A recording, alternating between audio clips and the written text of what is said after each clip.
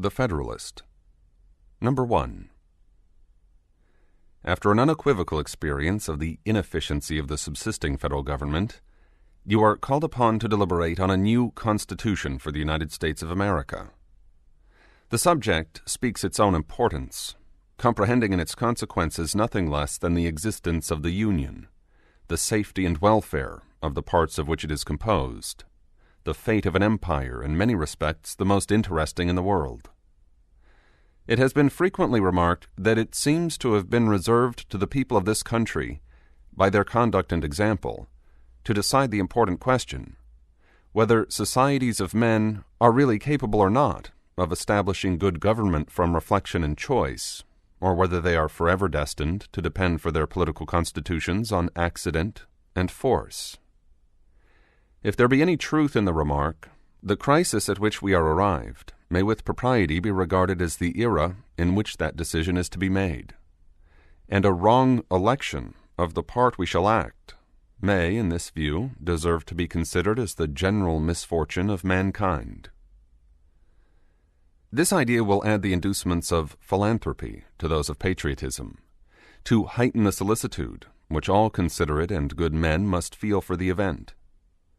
Happy will it be if our choice should be directed by a judicious estimate of our true interests, unperplexed and unbiased by considerations not connected with the public good. But this is a thing more ardently to be wished than seriously to be expected. The plan offered to our deliberations affects too many particular interests, innovates upon too many local institutions, not to involve in its discussion a variety of objects foreign to its merits, and of views, passions, and prejudices little favorable to the discovery of truth.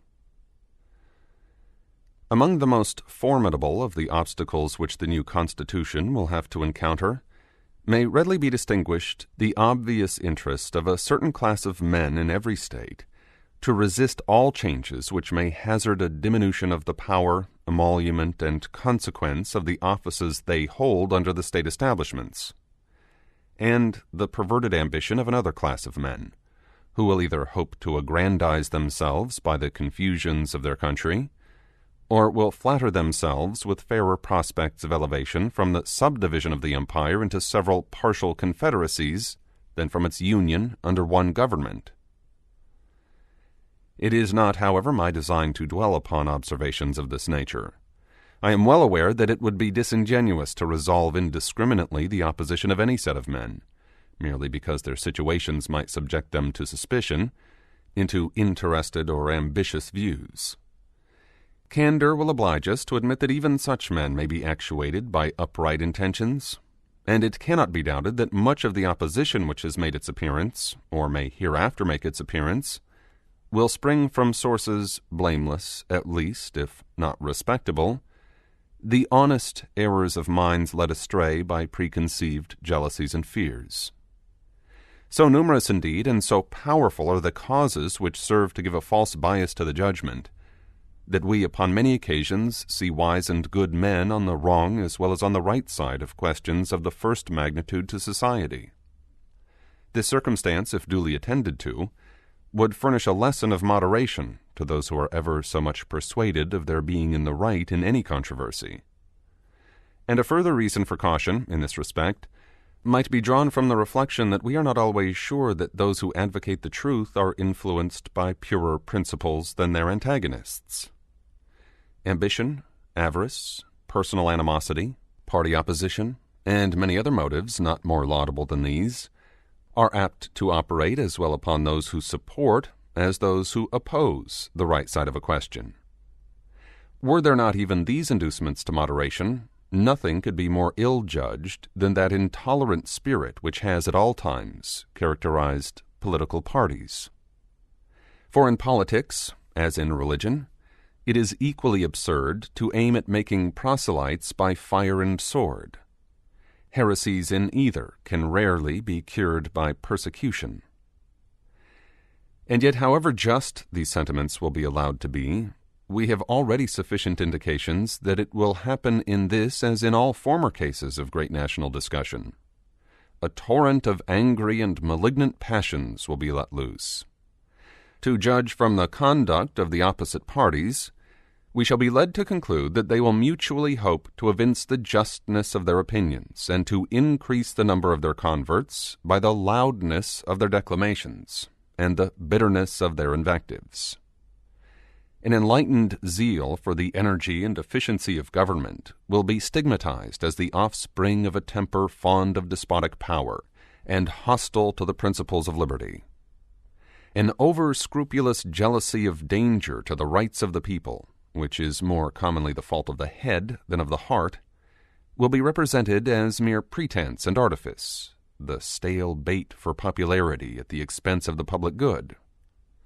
It will be forgotten, on the one hand, that jealousy is the usual concomitant of love, and that the noble enthusiasm of liberty is apt to be infected with a spirit of narrow and illiberal distrust.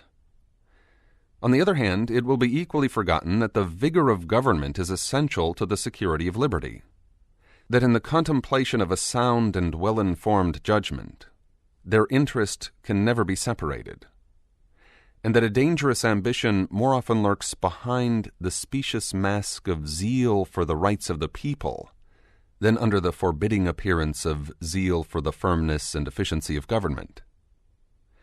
History will teach us that the former has been found a much more certain road to the introduction of despotism than the latter, and that of those men who have overturned the liberties of republics, the greatest number have begun their career by paying an obsequious court to the people, commencing demagogues and ending tyrants. In the course of the preceding observations, I have had an eye, my fellow citizens, to putting you upon your guard against all attempts, from whatever quarter, to influence your decision, in a matter of the utmost moment to your welfare, by any impressions other than those which may result from the evidence of truth.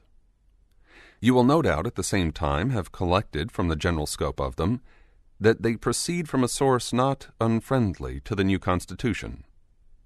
Yes, my countrymen, I own to you that, after having given it an attentive consideration, I am clearly of opinion it is your interest to adopt it. I am convinced that this is the safest course for your liberty, your dignity, and your happiness. I affect not reserves which I do not feel. I will not amuse you with an appearance of deliberation when I have decided. I frankly acknowledge to you my convictions, and I will freely lay before you the reasons on which they are founded. The consciousness of good intentions disdains ambiguity. I shall not, however, multiply professions on this head. My motives must remain in the depository of my own breast. My arguments will be open to all, and may be judged of by all. They shall at least be offered in a spirit which will not disgrace the cause of truth.